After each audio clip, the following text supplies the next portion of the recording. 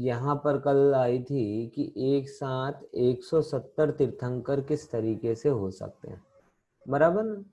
और हमने समझा 170 तीर्थंकर तो एक माध्यम है। एक्चुअल में यहाँ ये समझने जैसा है कि ज्यादा से ज्यादा कर्म भूमियां कैसे हो सकती हैं, या उन कर्म भूमियों में तीर्थंकर कैसे हो सकते हैं। तो हमने जो अभी पिछले कुछ टाइम से हम समझ रहे हैं विदेह क्षेत्र का नक्शा, उस विदेह क्षेत्र के आधार पर जो विद्यमान तीर्थंकर हैं उनका नक्की किया, और 160 तीर्थंकर तो अकेले विदेह में हो सकते हैं, और फिर 5 भरत के और 5 ऐरावत के, इस प्रकार से मिला के कुल 170 तीर्थंकर हो सकते हैं। ये बात कल हमने चर्चा में ली थी, बराबर ना। अब उसी को थोड़ा 26 नंबर के सूत्र से बताते हैं, भूगोल को ही, कि उत्तर, जो अपन ने कई बार बताई ये बात, कि उत्तर और दक्षिण, उत्तर और दक्षिण क्या कहलाता है, बड़ा सरल सा उसका पैरामीटर, कि ये जो सुमेरु पर्वत है इसका ऊपरी हिस्सा उत्तर कहलाता है और इसका निचला हिस्सा दक्षिण कहलाता है। ये एक्चुअली मैप में ऐसे दिख रहा है, रियल में ऐसे है, बराबर। तो ये सुमेरु पर्वत हुआ, तो उत्तरी पोर्शन इसका ये हुआ और दक्षिणी पोर्शन उसका ये हुआ। क्लियर हुआ, समझ में आया।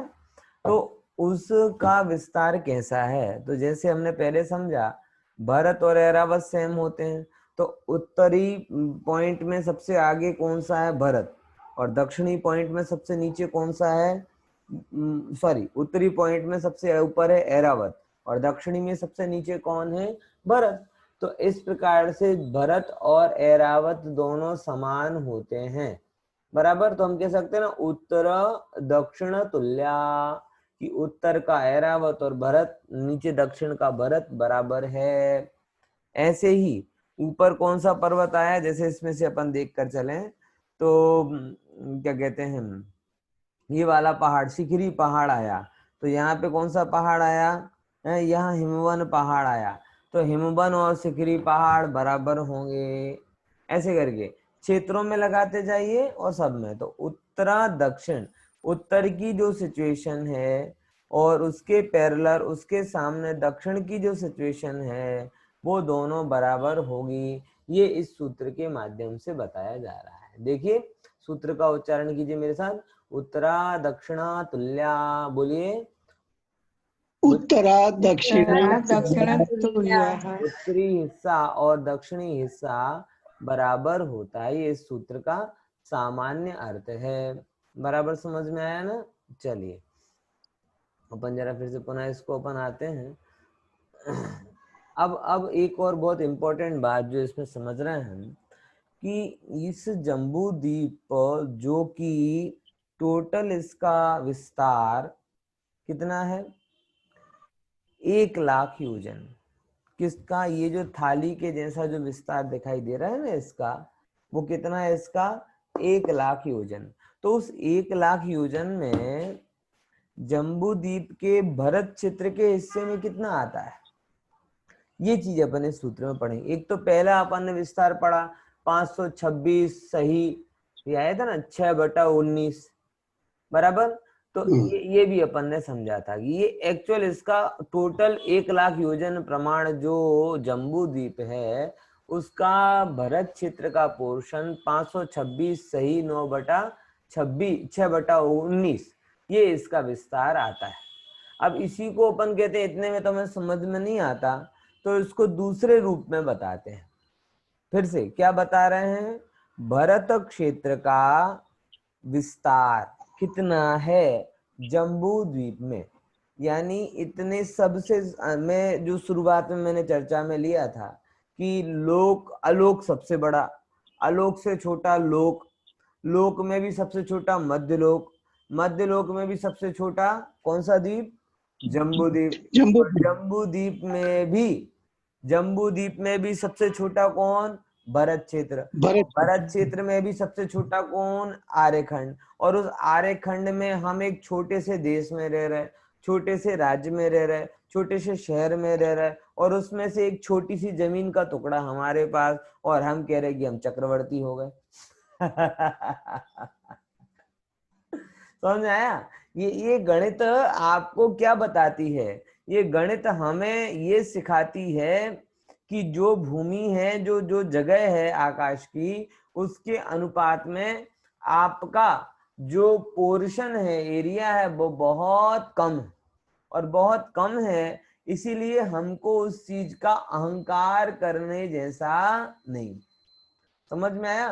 तो अब देखो जरा कि पूरे के पूरे जम्बू द्वीप में पूरे भरत क्षेत्र वालों को कितनी जमीन मिली है, अलॉट हुई है, आर्यखंड वालों को नहीं, भरत क्षेत्र वालों को। और उसमें से भी आप आर्यखंड वाले तो उसका छठा हिस्सा लोगे। यानी अगर एक्चुअल में आर्यखंड का हिस्सा देखने जाओगे तो बताएंगे अभी कि भरत क्षेत्र का विस्तार, चलो मेरे साथ सूत्र बोलो पहले। भरतस्य विस्कंभो, बोलिए बोलिए, भरतस्य विस्कम्भो जम्बूद्वीपस्य जम्बूद्वीपस्य नवतिशतभागाः। नवतिशतभागाः भरतस्य विस्कंभो भरतस्य विस्कम्भो जम्बूद्वीपस्य जम्बूद्वीपस्य नवतिशतभागाः। नवतिशतभागाः। भरतस्य मतलब भरत क्षेत्र का, विस्कंभो मतलब व्यास या विस्तार, अपन यहाँ पर लें तो कितना है, जम्बू द्वीपस्य मतलब जम्बू द्वीप के, नवतिशत मतलब 90 and 100, 90 plus 100 is equal to 190, 190वां भाग। मतलब टोटल जैसे आप समझो ना कि कोई वस्तु हो ना, पिज्जा होता है ना, पिज्जा, तो पिज्जा का एक स्लाइस करते हो तो आपको कितना भाग आता है, कहते हैं 8वां भाग आया, 8 ही आता है ना, 8 जैसा मंगाओ वैसा, बराबर। मुझे ज्यादा आइडिया नहीं, लेकिन वो तुरंत रेंडमली एग्जांपल याद आया कि जैसे पिज्जा का किसी ने खाया और उसका एक पीस लिया, बराबर, तो पिज्जा का 6वां भाग होता है वो, कितना, 6 ओनली। अब आपको पूरे पिज्जा का 109वें नंबर का भाग मिले। समझ आया? कितने, छठा भाग में एक टुकड़ा मिलता है, हाँ? छठे भाग में, तो 109वें भाग में क्या मिलेगा, आप विचार करके। तो ये जम्बू द्वीप जो है, वो जम्बू द्वीप पूरे सॉरी भरत क्षेत्र पूरे जम्बू द्वीप का 190वां हिस्सा है, यानी बहुत अल्प है। 90 शतभागा मतलब 1 लाख योजन प्रमाण जो जम्बू द्वीप है, उस 1 लाख योजन में जम्बो भरत क्षेत्र का एरिया 526 सही 6/19 है, यानी इतना सा योजन इसका विस्तार है। अब उसमें हम सूरमा बने घूमते हैं, और उसमें भी मैं क्या कह रहा था कि आपको एग्जैक्टली कितनी जमीन मिली, जैसे होता ना मकान लेते मकान, तो मकान में वो आपने लिया साहब 150 बार का मकान लिया, तो सुपर बिल्टअप होता है, सुपर बिल्टअप, तो सुपर बिल्टअप में कितनी जमीन मिलती है आपको, 40% तो कब्जे कट जाती है ना।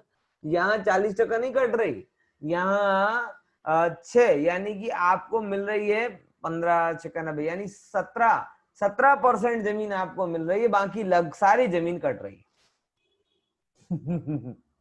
यानी 190 गुणिया 6,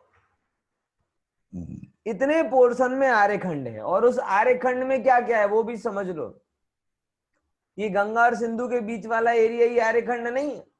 आर्यखंड में तुम्हारे 5 समुद्र आ गए, 7 महाद्वीप आ गए, अमेरिका आ गया, अफ्रीका आ गया। अब उसमें तुम्हारा कितना पोर्शन रहा, विचार करके देखो।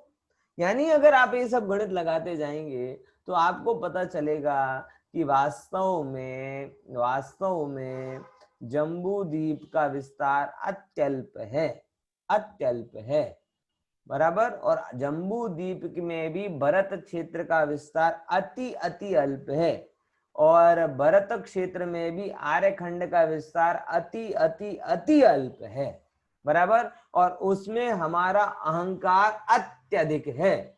इसीलिए हमें वास्तु व्यवस्था का ज्ञान करके अपनी पर्याय और संयोगों की तुच्छता को जानकर स्वभाव की महिमा को समझना चाहिए, बराबर। देखो तो भरत क्षेत्र का विस्तार जम्बू द्वीप के 190वां भाग है। चलिए आगे देखते हैं अपन, यहाँ से आगे अगला सूत्र देखते हैं। अब ये जो आपका है थोड़ी बोरिंग जैसी स्लाइड होगी। हाँ बोली खुशी बहन, प्रश्न क्या है? सर ये 27th सूत्र ही है ना, 32 लिखा है इसलिए। एक सेकंड, मेरा नंबर वैसे ही मुझे कम याद होते हैं। नहीं सर, बराबर है, 32 ही है। हाँ 32 32 ही आएगा, है। मैं बुक और देख लेता हूँ। हाँ आगे से पहले ले लिया है, पहले ले लिया है। हाँ हाँ हाँ, देखो 32वें नंबर का सूत्र है, बराबर। ये बुक में भी 32वें नंबर का है ना? तो 32वें नंबर का है। देखो अब अगली जो स्लाइड है वो स्लाइड थोड़ी अगला जो है ना आपको, वो थोड़ा बोरिंग जैसा है, वो इसमें बहुत सारे आंकड़े आपको आ रहे हैं। देखो इसमें क्या बताए जा रहे हैं, टोटल आपको इसको समझने की गणित बड़ी सीधी है। आपको यहाँ पे गिनो 1 2 3 4 5 6 7 8 9 10 11 12 13। 13 कैसे हुए? 13 कैसे हुए बताओ? 13 चीजें कौन कौन सी हुई? 6 और 7, 7 + 6, तो 7 तो हुए क्षेत्र और 6 हुए पर्वत, बराबर। और ये हुआ बीच का विदेह। ओके, तो विदेह से 6 इस तरफ और विदेह से 6 इस तरफ। तो विदेह के ये जो आ रहे हैं ये कहलाएगा उत्तरी भाग, और ये विदेह से उस तरफ जा रहा है ये कहलाएगा दक्षिणी भाग। इतना क्लियर हुआ? यहां से देख लो।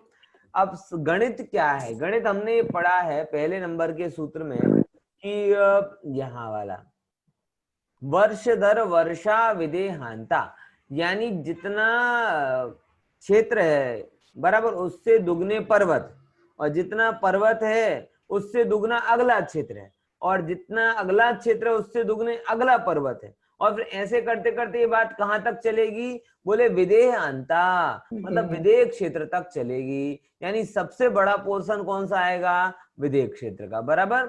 समझे? तो अब उस विदेह का विस्तार ये आया 64वें नंबर का, बराबर, इकाई के हिसाब से। यानी अपने को भरत क्षेत्र का जो अगर विस्तार 190वां भाग लेते हैं, बराबर, तो उसके हिसाब से विदेह क्षेत्र 64 गुना बड़ा है। कितने टाइम? 64 टाइम डबल, 64 टाइम बड़ा है। पॉइंट समझ में आया? तो अब ये जो है ना मल्टीपल मल्टीपल है और कुछ नहीं। आपको आंकड़े देखकर लगे बाप रे कितना ज्यादा है, कितना ज्यादा है, कितना ज्यादा है, ऐसा नहीं। आप इसको इस मैप को देख के बड़े आसानी से समझ सकते हैं। मतलब टोटल अगर विदेह को पूरे के पूरे जम्बू द्वीप को 190 पार्ट्स में डिवाइड करते हो, बराबर, जम्बू द्वीप को 190 पार्ट में डिवाइड करते हो, मतलब 1 लाख योजन को 190 पार्ट में आप डिवाइड करते हो, तो आपकी पहले नंबर की पार्ट की ये संख्या आएगी। कौन सी? 526 योजन 6 सही 19। इसको आप करेंगे तो 526.3 समथिंग कुछ आएगा। ये सिंपल मैथमेटिक है, मेरे घर का कुछ नहीं है, बराबर। तो पहली इकाई ये बनी 526.3, मतलब लगभग लगभग 526 योजन, लगभग, बराबर ना? हाँ, अब उसके हिसाब से फिर जो मल्टीप्लाई उसको देखो। अगर पहले नंबर का भरत क्षेत्र 526 सही 6/19 योजन है, तो हिमवान पर्वत जो आएगा वो भरत के डबल होगा। तो भरत के डबल होगा तो कितना होगा? 1052 सही 12 डिवाइडेड बाई 19, यानी ये 190 के 2 पोर्शन ऐसे मिलेंगे। मतलब आप वो पिज्जा को ध्यान में रखोगे तो आपको ज्यादा अच्छे से ख्याल में आएगा कि पिज्जा की थाली को भरत क्षेत्र वालों को 190 पीस किए तो भरत क्षेत्र वालों को 1 पीस मिला, हिमवान पर्वत वालों को 2 पीस मिले, हेमवत क्षेत्र वालों को 4 पीस मिले, महाहिमवन वालों को 8 पीस मिले, हरि वालों को 16, निषद वालों को 32, और सबसे बड़ा पोर्शन किनको मिला? विदेह वालों को। कितना? 64, बराबर। अब फिर अगेन, अब यहां तक आने के बाद में फिर क्या हो जाते हैं? आधे आधे, मतलब दक्षिणा तुल्य। तो अब यहां से देखो, पहला इसका इसके बराबर हो गया, बराबर, ऐरावत क्षेत्र का विस्तार। फिर सिकरी पर्वत का विस्तार हिमवान पर्वत के बराबर हो गया। फिर हिरण्यवत पर्वत का क्षेत्र का विस्तार हेमवत क्षेत्र के बराबर हो गया।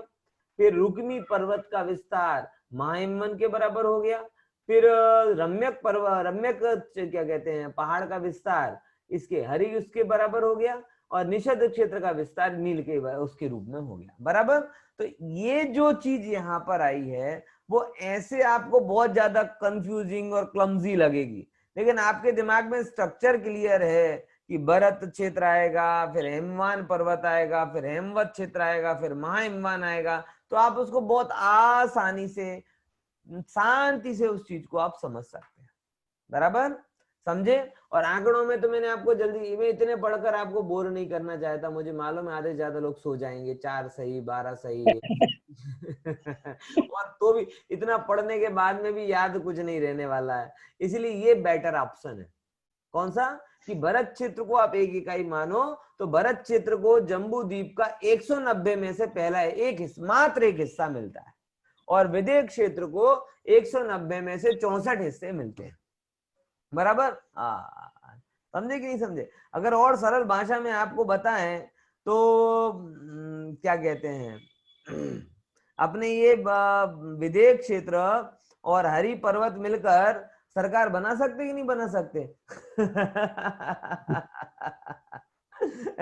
मेजोरिटी की भाषा में कहें तो 30 कितने हो जाएंगे, 96 हो जाएंगे ना, तो 96 हाँ बन जाएगी सरकार। अगर बहुमत की भाषा जो अपनी लोकतंत्र है, तो विदेह क्षेत्र को अगर निषद का सपोर्ट मिल जाए अथवा यहाँ से नील का सपोर्ट मिल जाए तो मेजोरिटी करके पूरे के पूरे जम्बू द्वीप पर राज्य कर सकता है। लोकतंत्र वालों को ऐसे समझाना पड़ेगा, बराबर है? ऐसा आइडिया वहां के राजा को दे देना चाहिए कि भाई बहुमत से तुम आर्यखंड ले सकते हो, बहुमत से भरत क्षेत्र ले सकते हो, है सही है। ध्यान रखना, ये जितनी भी मैन मेड व्यवस्थाएं हैं ये सब रागी देशियों की बनाई हुई हैं। सत्य का निर्णय गुरुदेव में जो बहुमत की बात की ना, वो एक बात को याद दिलाने के लिए की है कि गुरुदेव डंके की चोट ये बात कहते थे कि सत्य का निर्णय बहुमत से नहीं होता, सत्य अकेला हो तो भी शोभित होता है, और एक भी न जानने वाला हो सत्य को तो भी सत्य तो सत्य ही रहता है। आज बहुमत बड़ा विचित्र है, असत्य को सत्य बताया जा रहा है, राग आदि में धर्म बताया जा रहा है। सच बताऊं इतना दुख होता है, क्या बताएं। अगर कोई राग की उपासना करें, हम कोई जैन धर्म में होकर भी कोई ऐसा विधान अनुष्ठान करवा दें कि भाई ये लक्ष्मी वृद्धि का अनुष्ठान, हम जैनों में कहाँ से आ गए। अभी धनतेरस निकली थी ना, तो धनतेरस के दिन बहुत सारे लोगों ने लक्ष्मी की पूजन की, उसका अनुष्ठान किया, फिर अलग किया, और ऐसे अनुष्ठानों में हजारों का फी भर के लोग बैठ रहे, मन में बैठा है कि लाभ होगा लाभ होगा लाभ। ऐसी तो भीड़ पागल हुई जा रही है। बहुमत को कौन, और ये गजब है, बहुमत वाला कॉन्सेप्ट बड़ा खतरनाक है। अभी कुछ दिन पहले फेसबुक पर एक सर्वे आया, और उस सर्वे में एक बात बताई कि जो वस्तु जितनी ज्यादा देखी जा रही है वो वस्तु उतनी नकामी है। आप न्यूज में भी देख लो, जो नकामी न्यूज होती है ना वो ज्यादा चलती है, और जो काम की न्यूज है वो तो किसी कोने में होती है। विचार करके देखो, सासू ने बहू को मार दिया या बहू ने सासू को मार दिया, ये न्यूज से तुम्हें क्या फर्क पड़ रहा है, लेकिन अहमदाबाद की हेडिंग पर आएगी वो बात। विचार करके देखो, तो ये जो सत्य का निर्णय है वो बहुमत से नहीं होता, बराबर। अरे अल्पमत एक मत से भी नहीं होता, सर्वमत से भी नहीं होता। सत्य को किसी चुनाव की जरूरत नहीं है, क्योंकि किसी चुनाव के बिना भी सत्य सत्य ही है। सत्य को चुना जाता है, सत्य का चुनाव नहीं होता। सत्य को इलेक्ट करने की जरूरत नहीं होती, सत्य को स्वीकारा जाता है। जो भव्य जीव होते हैं वो सिलेक्ट करते हैं, उसे इलेक्ट नहीं करते। बस ऐसा सत्य है, इसे मैं स्वीकार करता हूं।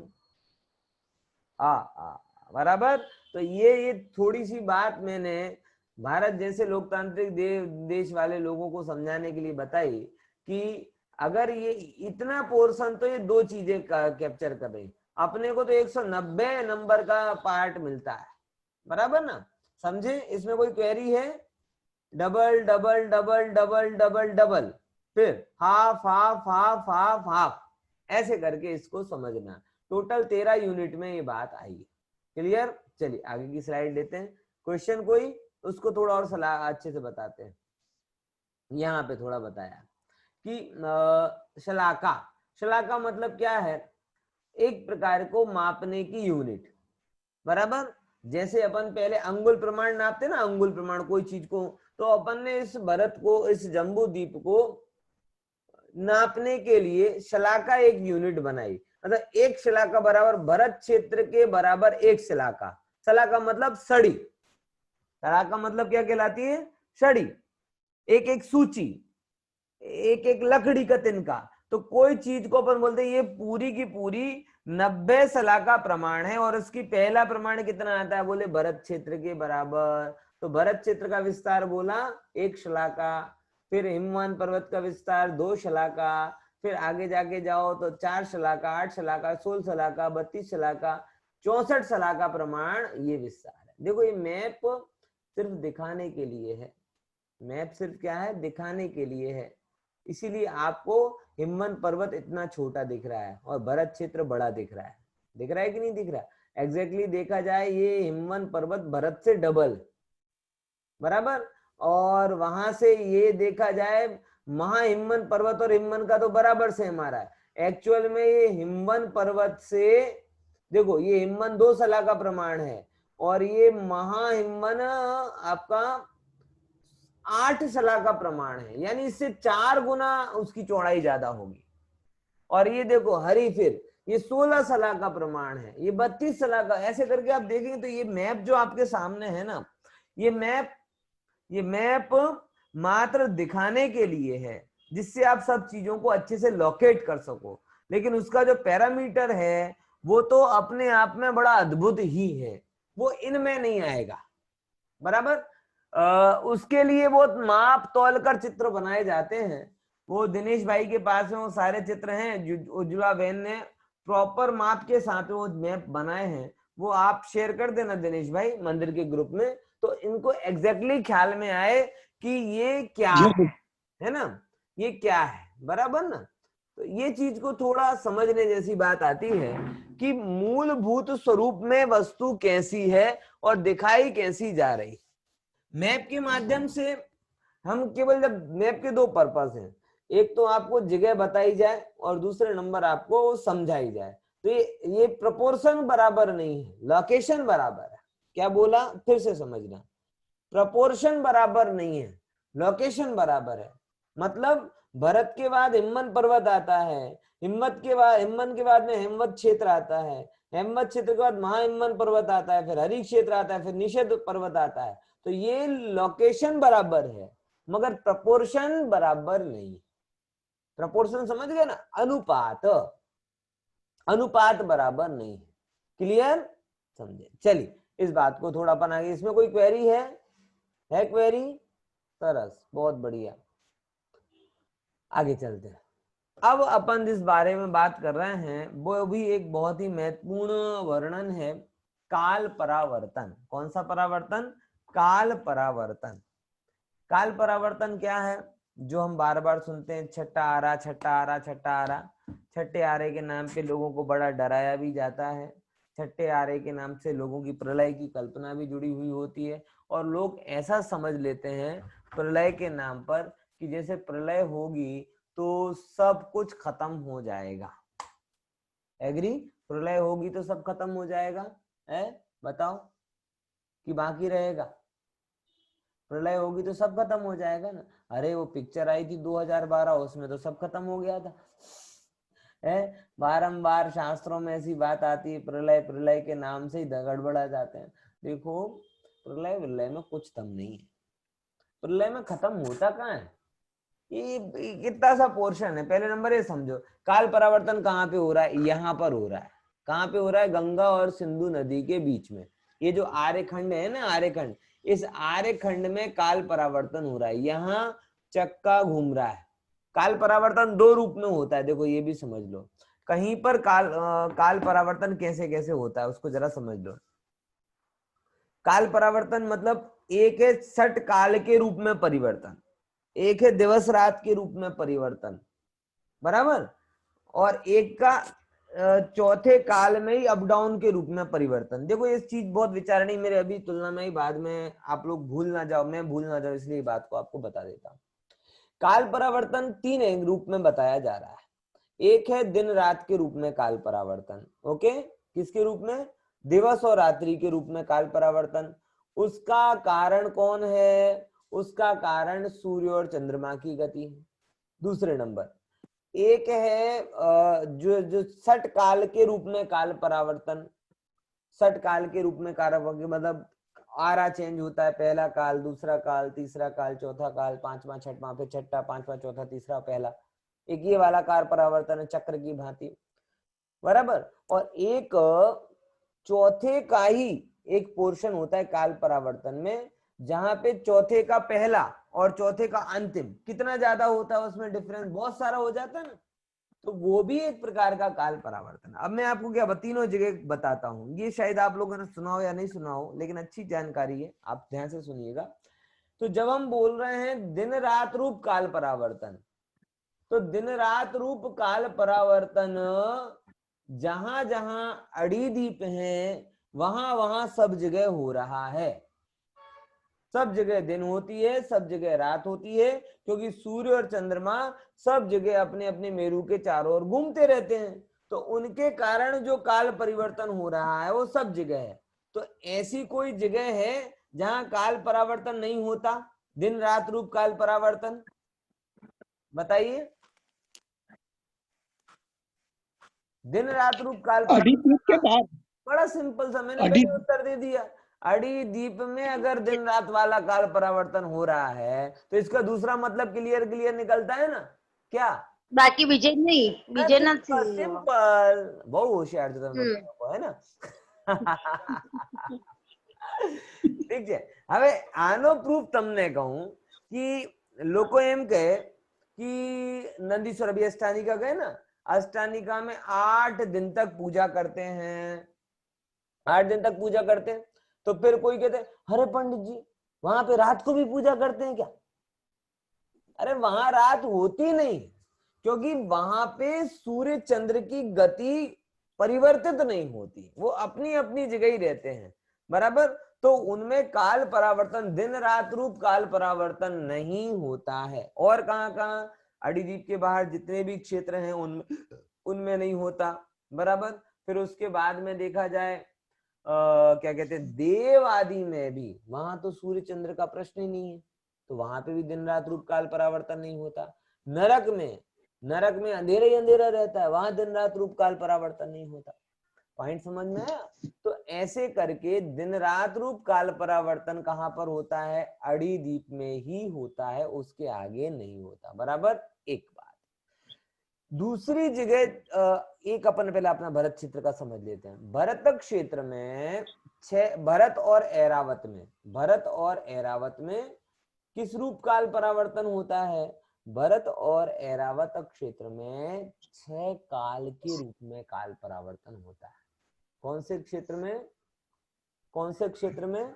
भरत और ऐरावत में 6 काल के रूप, मतलब जैसी 6 काल की व्यवस्था हम सुनते हैं, सुषमा सुषमा सुषमा दुष्मा सुषमा दुष्मा दुष्मा सुषमा दुष्मा और दुष्मा दुष्मा, कि वहां पे इतना वो पहले उत्तम भोग भूमि होती। तो ये जो 6 काल के रूप परिवर्तन होता है, ये मात्र कहाँ हो रहा है? भरत और ऐरावत में, बराबर। अड़ीदीप के जो 5 भरत और 5 ऐरावत क्षेत्र हैं, सब जगह ये 6 काल रूप काल परावर्तन हो रहा है, ओके। और उसमें अभी अपना कौन सा काल चल रहा है? मस्त पाप करने वाला काल। कौन सा? दुष्मा,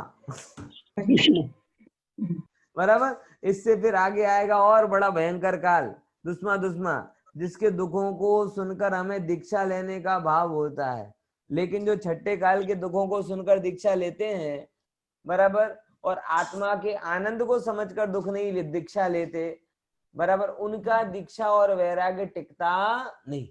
इसीलिए मैं आपको छठे काल के दुखों के नाम से ज्यादा डराऊंगा नहीं। मैं अगर आपको वैराग्य की तरफ भी लेके जाऊंगा तो आत्मा की महिमा और प्रभुता को बताकर लेकर जाऊंगा।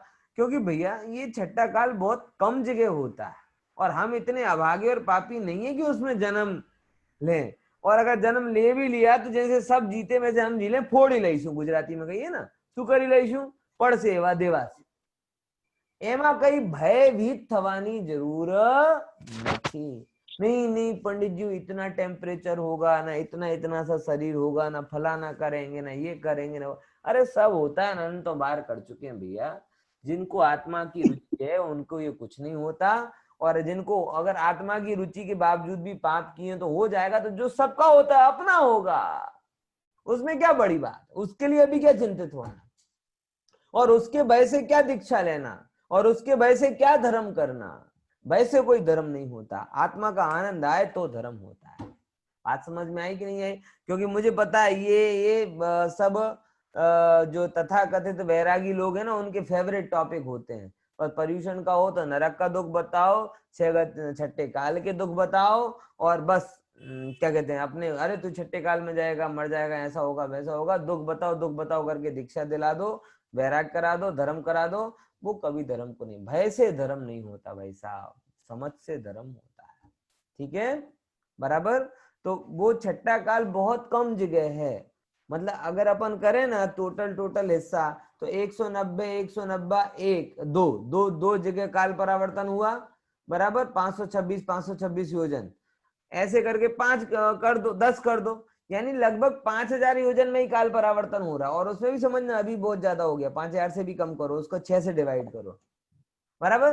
क्योंकि मिलेच्छ खंड में, दिनेश भाई आता हूं आपके प्रश्न में, मेरी बात, मिलेच्छ खंड में काल परावर्तन नहीं होता, वहां पर जो काल चल रहा है वैसा रहता है। ये तीसरे नंबर का परावर्तन, अप डाउन होता है। अप डाउन कैसा कि पहले नंबर का, और सेम कंडीशन होती है विजयार्ध में। विजयार्ध में भी क्या होता है कि ऐसी परिस्थिति रहती है, विजयार्ध पर्वत की जो गुफाएं हैं ना, विजयार्ध पर्वत में जो राजाएं हैं, अब आप समझना कि टेक्निकल क्या बात है, वहां चौथे काल के अप डाउन रूप काल परावर्तन होता है। जैसे चौथे काल का स्टार्टिंग भरत चक्रवर्ती, बाहुबली स्वामी, हाइट 500 धनुष, बराबर, और आखिरी चक्रवर्ती ये हुए यहाँ पे मुनि सुब्रतनाथ भगवान के टाइम तक, या उस समय वहां पे कितनी कम हाइट बची। आप कल्पना करके देखो, भरत चक्रवर्ती, कोई भी चक्रवर्ती होगा, वो 6 खंड को जीतता है, 6 खंड को जीतता है, उसकी 96,000 रानियां होती है, 96,000 रानियों में 32,000 विद्याधरों की होती है, 32,000 मिलेच्छ खंड की होती है, और 32,000 आर्य राजाओं की होती है। अब अगर वहां पे विजयार्ध में और मिलेच्छ में काल परिवर्तन नहीं माने और वहां पे स्टार्टिंग एक सी रहे, तो अपने यहाँ के चक्रवर्ती तो रहेंगे बित्ते भर के, और वहां की स्त्रियां होंगी 100 500 धनुष की, तो कैसा लगेगा है? विचार करके देखो। तो ऐसी चक्रवर्ती को शोभा देगा कि भाई चक्रवर्ती शादी करके तो लाया, मगर शू कहेवाय कि ऊंटनी जेम स्त्रीओ होय અને પછી ગાયની જેમ ચક્રવર્તી હોય, तो કેવો લાગે? એટલા માટે वहां पे काल परिवर्तन होता है, लेकिन कैसे कि जैसे यहाँ चौथा काल आया ना जब, तो चौथे काल में जब यहाँ पे भरत चक्रवर्ती की जो हाइट एज है उस प्रमाण मिलेच्छ खंड में और विद्याधरों के यहाँ पर भी सेम हाइट एज वाली हैं। फिर जैसे जैसे यहाँ के चक्रवर्ती डाउन पड़ते गए वैसे वहां पर भी होता गया। अगेन जैसे उत्सर्पणी में अपने यहाँ पे चौथा आया तो वहां पे भी बढ़ता बढ़ता बढ़ता बढ़ता गया। बराबर समझ में आया?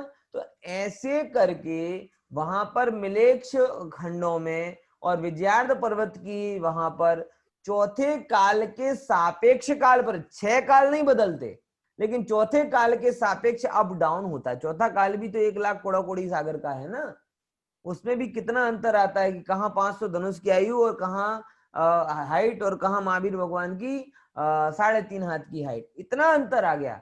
2 किलोमीटर से 3.5 हाथ के बचे, विचार कर लो। तो ये भी काल परिवर्तन का एक रूप है। चौथे क्या कहते हैं, विदेह क्षेत्र में काल परिवर्तन होता कि नहीं होता है? बताओ ना ना, कौन सा वाला नहीं? दिन रात नहीं होते क्या? दिन रात होता है, काल परिवर्तन होता है, दिन रात ऋतु काल परिवर्तन होता है, लेकिन षट काल रूप काल परिवर्तन नहीं होता। चौथा काल वहां सलंग एक सा रहता है। पॉइंट समझ में आया? वहां सर चौथे काल सापेक्ष परिवर्तन होता है? चौथा विदेश काल क्षेत्र में। नहीं, हम हमारे यहाँ जैसा चौथा काल रहता है ना, वैसा चौथा काल वहां हमेशा रहता है, ऐसे समझ लो। अब वहां जब पहला ही नहीं हुआ तो चौथे का प्रश्न कहाँ से?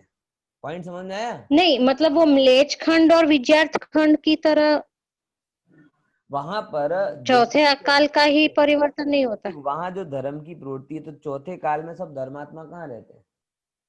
ऐसा नियम नहीं कि चौथे काल में सब धर्मात्मा ही हो, वहां पे भी बहुत सारे हैं जो धर्म की प्रवृत्ति में नहीं है। तो भले ही चौथे काल के जैसी वहां पे फैसिलिटी हो, हाइट हो, ये हो वो हो, लेकिन तीर्थंकर केवल आदि नहीं होते, मुनिराज नहीं होते, समझे? तो मतलब रहेगा वहां चौथा ही काल, रहेगा वहां चौथा ही काल, बट धर्म की प्रवृत्ति वाला चौथा काल नहीं रहेगा, अधर्म वाला रहेगा। मिलेक्स खंडों में, आर्य खंडों में धर्म की प्रवृत्ति वाला चौथा काल रहेगा। पॉइंट समझ में आया खुशी बेन? यही प्रश्न था कि कुछ और प्रश्न था? हाँ सर। सर मतलब जो आपने तीसरा बताया चौथा काल का जो ऊपर नीचे होता है, वो मिले हाँ उसमें म्लेच्छ, भरत क्षेत्र के मिलेक्ष खंड और विजयार्ध भरत क्षेत्र की विजयार्ध पर्वत, ये दो जगह की बात। फिर से ओके वो विधेय नहीं, ओके फाइन। उसका लॉजिक भी मैंने आपको बताया कि ये बहुत इलॉजिकल होगा कि वहां पे एक सही मान है, तो भरत चक्रवर्ती के सामने जो उसकी रानी आवे वो इतनी सी हो, तो अपन लौकिक में भी एक अपने बेटे का पैर बराबर मनाते हैं, तो उनका पैर ऐसा लगे, कैसा लगेगा आप विचार करके देखो। ये तो एक मैं मेरा लॉजिक बता रहा हूँ, बाकी पूरी व्यवस्था कि भरत चक्रवर्ती लड़ने के लिए जाए, वहां बित्ते भर के सैनिक मिले, अथवा भरत चक्रवर्ती अपनी सेना को लेके जाए, वहां पहाड़ जितने सैनिक मिले, तो दोनों कंडीशन में वो बराबर नहीं रहेगा। इसीलिए जैसे यहाँ पर काल बदलता है, वैसे वहां पर भी काल अप डाउन होता रहता है भरत चौथे काल के सापेक्ष। पॉइंट समझ में आया? तो तीन प्रकार के काल परिवर्तन होते हैं। पूरे ढाई द्वीप में दिन रात रूप काल परिवर्तन, भरत और ऐरावत में 6 काल रूप काल परिवर्तन, और भरत और ऐरावत के, अब ध्यान से सुना, भरत और ऐरावत के मिलेच्छ खंड और विद्याधर राजाओं में भरत और ऐरावत के सापेक्ष काल चौथे काल का परिवर्तन। क्लियर हुआ? तो यहां पर कौन सा रहना है? ये जो सूत्र आएगा आपका, उस सूत्र में 6 काल रूप काल परिवर्तन की बात आएगी। बात समझ में आई कि नहीं आई? कौन से रूप काल परिवर्तन की? कि ये जो भरत और ऐरावत क्षेत्र में 6 काल के रूप में काल परिवर्तन। और दूसरे नंबर की एक और बात बता देता हूं, जो मैं बीच में आई थी बात, कि हम एक्चुअल में चौथा, ये जो कह रहे हैं ना, पहला दूसरा तीसरा चौथा पांचवा छठवा, कि ये जो भी व्यवस्था हम कह रहे हैं, ये व्यवस्था हम भरत के अपने क्षेत्र के सापेक्ष कह रहे हैं। एग्जैक्टली देखा जाए तो ये सब जगह चौथा होते, अपन कहते विदेह में चौथा होता है, लेकिन विदेह में पहले ही नहीं हुआ तो चौथा कहां से होगा? इसे विदेह की अपनी व्यवस्था है, लेकिन वो किसके जैसी व्यवस्था है? बोले वो हमारे चौथे काल की जैसी व्यवस्था है, इसीलिए हमने उसको वहां पे कंसीडर किया है। ठीक है, चलिए आज के लिए अपन इतनी चर्चा रखते हैं, विशेष चर्चा बाद में।